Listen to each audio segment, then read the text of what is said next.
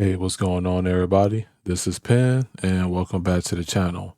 So today I will be talking about the Samsung 42-inch S90D. So it is the 2024 model. This TV is, well, it has already replaced my LG C2 OLED. And right now, what's going on is, at least in the space that I'm in, I have a quantum dot OLED panel, which is produced by Samsung, and then there are W OLED, Y OLED, or standard OLED, which is what LG produces, especially for this particular television. So it's using LG's panel. It's just Samsung's, build quality, processing, and pretty much their own spin on it, essentially. Um, and the reason for this purchase was to get rid of the headaches. When I was looking at my S90C and I saw how stable it was, no flickering issues, no VRR sort of blackouts, just none of the issues that I was seeing on my LG panels.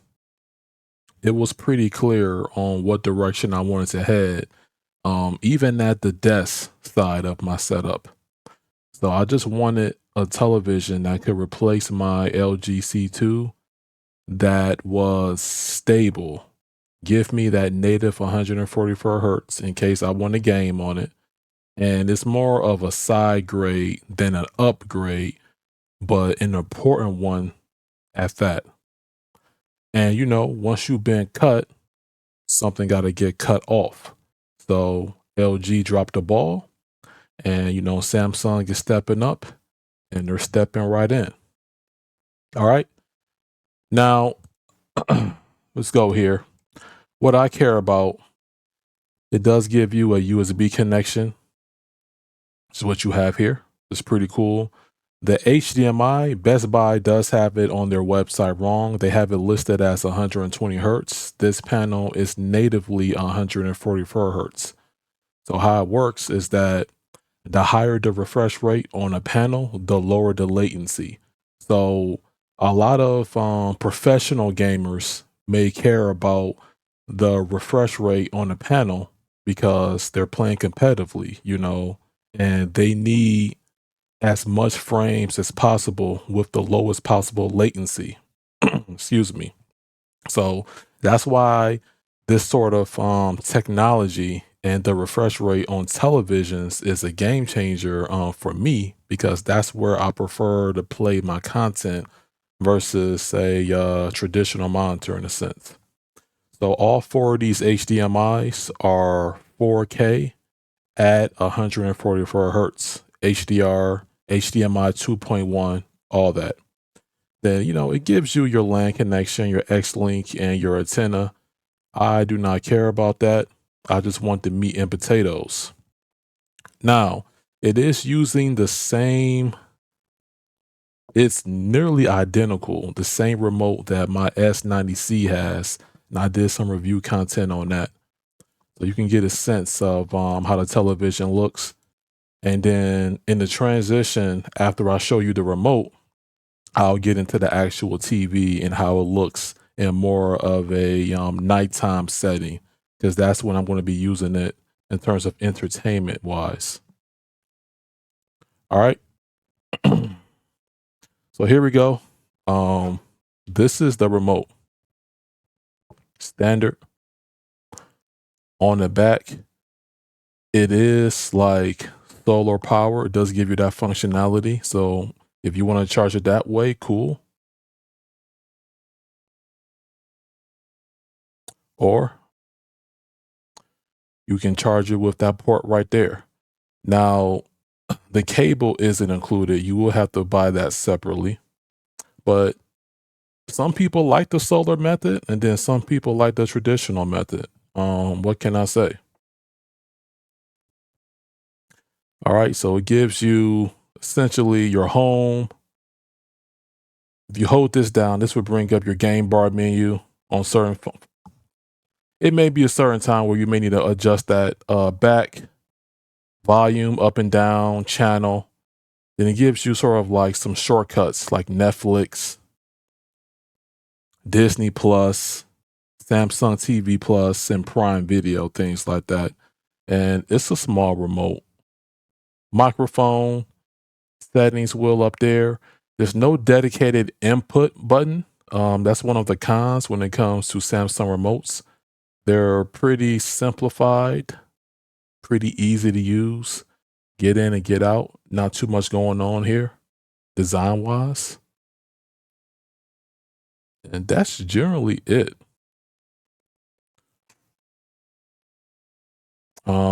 That's the remote. It looks identical to my Samsung S90C remote.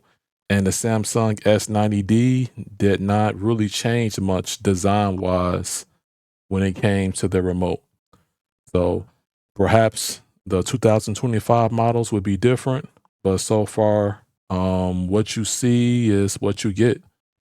One thing I will say though, I have both Samsung TVs, in this office, and I have a section of it that's dedicated to a home theater and one that's dedicated to, a workstation setup. And the TVs do not conflict with each other. The remotes are linked to the separate televisions and they don't conflict.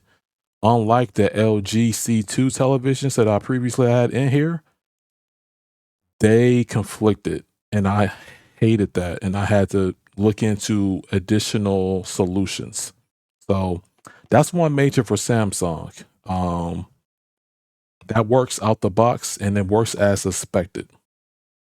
All right. Now, next transition, we'll be getting into the actual content of this video. All right, so this is sort of like, let's say a lights on or a daytime shot. I work from home, so I do 40 hours a week on my company laptop, do my day-to-day task. And this is like my setup. I do have a secondary monitor off to the side. PC over to the right here, this case. But what I do like is that the television sits up higher. The legs that support the television, I'm able to put more stuff under the TV. It looks cleaner. I did the best cable management that I could. But honestly, I grabbed the remote here, which is what you see right here. If you look at the menu, I got 4K VRR and 144 hertz. I do have HDR currently turned off, but that's how it looks with the lights on. And we're going to be getting into the content. I'm going to turn the computer off so you don't see any additional reflections in the TV, because it does have like that glossy look to the panel. So it's like a mirror. So you got to have a light controlled environment, and you sort of have to do some staging when we're talking about using a display such as a qd-oled with a glossy panel in general. Okay. All right. So I'm doing this all in one take. So after I turn the lights off, I move my tripod closer to the television so you can see better about the icons and the text. So, this is the Tizen operating system. I don't plan on using this as a streaming device. I don't plan on hooking up my Wi-Fi credentials to this television set. And the reason why is because when I heard about the Samsung S95B disaster, where users or consumers were connecting their credentials up to their television, turning auto updates off, and Samsung not respecting their decisions decided to update the TV anyway, to me, that's cutthroat. And it wound up ruining a lot of sets. Samsung is cutthroat in that regard. I do not trust them with my Wi-Fi credentials. As a pure display, They're beautiful and they've been working great in my environment. So that's how I'm going to do it. So this is Tizen. I mean, home, daily plus, ambient, and search. Now, if you're seeing blooming, that is not the television. OLEDs do not have any blooming. That is the fault of my smartphone camera, just so you're aware. There's connected devices, and I have TV, work PC, and my PC. The PC ones or the inputs are going to be the main ones that I'm going to be using. Everything else is going to be left default. Then you have settings. I'll go through that, click on all settings. So because my last input was my personal computer, that's automatically set to game when it detects that you're connected to a NVIDIA graphics card. Expert settings, I really didn't lock down much. I just did some general stuff. Feel free to pause the video if you would like. I'm going to be getting into some demo content shortly. And then for sound, default stuff. The TV does support Dolby Atmos. I don't have any soundbar or any receiver plugged into this TV because that is not the purpose of this TV. I already have a home theater setup, receiver and all that, and speakers. So this is mainly going to be used for work from home, productivity, or whenever I want to get into a competitive game like Call of Duty, Tekken, just have an additional option that I can easily turn on and jump right into the action. Connection, device name is 42-inch OLED. And I'm going over this menu pretty quick. So like I said, if you're accustomed or used to Samsung TVs, you know what I'm generally presenting. I do like the look and feel of how they did the menu. Very similar options to what I'm seeing with my Samsung S90C, but it has a different feel and flavor to it that's real pleasing to the eye. I like what they did with the user interface of this menu. It looks clean. It looks cleaner. So you got general privacy, system manager, panel care. I do have my pixel shift and my adjust logo brightness turned off. I do not like to have those on because I can see the pixel shift as it happening. And by me working 8 hours a day and, going throughout my week, I just don't want any distractions. This is put in place to protect yourself.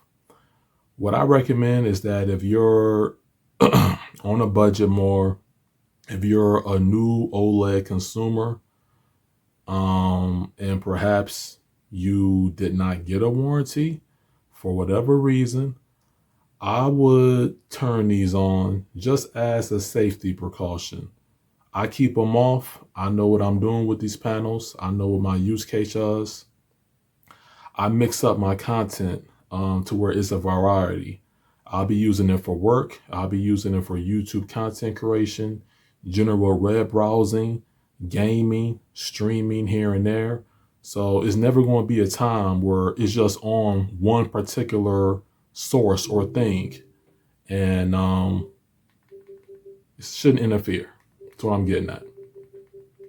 So that's my case for it. You have support here. My version is 1131. That's the current firmware on this TV. It came with this television. I do not plan to update. I don't know if that's a good firmware, a stable one, a worse one. I am not aware. I did not check the forums before I purchased. I knew what I wanted and what I experienced with the S90C. And so far, so good. But I do not plan to update this television. And my word of advice, don't hook up your Wi-Fi credentials to these TVs. Get you an external device like a Fire Stick a Walmart on, or a higher end media player of your choosing, especially if you're going the OLED route. Get you something to where you're not hooking up the internet to these television sets. And I promise you, you'll have less stress. And that's about it. All right.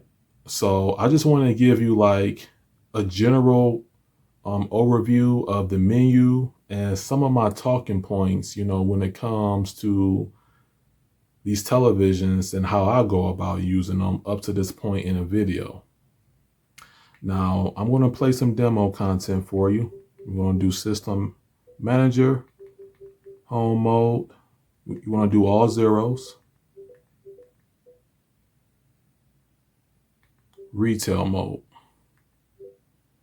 Are you sure you want to use TV in retail mode? Retail mode is only intended for use in retail stores. If you choose retail mode, the picture setting will be reset every 5 minutes.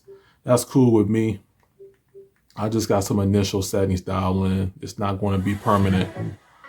So this is the demo content. I'm going to move the camera over slightly. And I like how it looks. It's very bright and colorful. Turn that up a bit.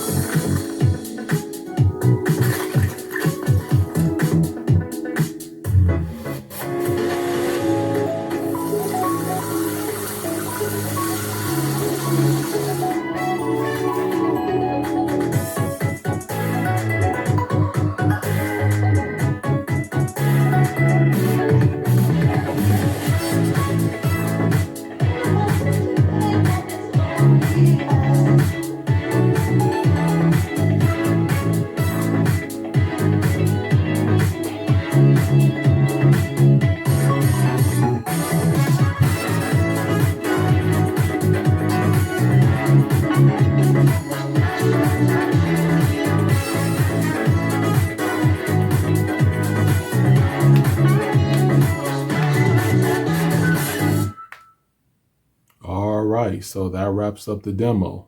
And you see that Samsung text. All right, so let me lower that. Lower that like that. I'll put it to 0.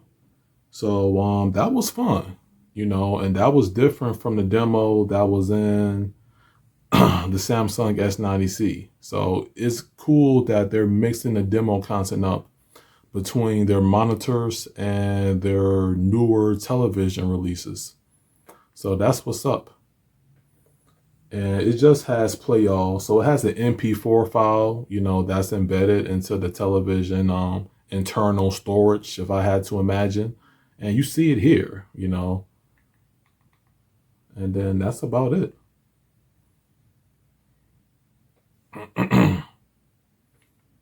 So I exit off of that. And then I'm going to go to 0000. So we can put it back into home mode. And then boom, there you go. And that demo was to show off, that was most likely that was in HDR, because I could tell by the brightness and the colors. And it was meant to show off the clarity, picture quality with the colors, the luminosity that Samsung is pushing with the TV. And, it's just their own spin on it based off of LG's panel. And that was cool. That's a nice demo to show to people. And then you can get into your typical gaming content, or If you're planning on hooking this up to a home theater, I would imagine you would use a bigger display. But hey, everyone has their personal preference. And it's in eco mode. I'm going to change this back to, I'll do movie for that.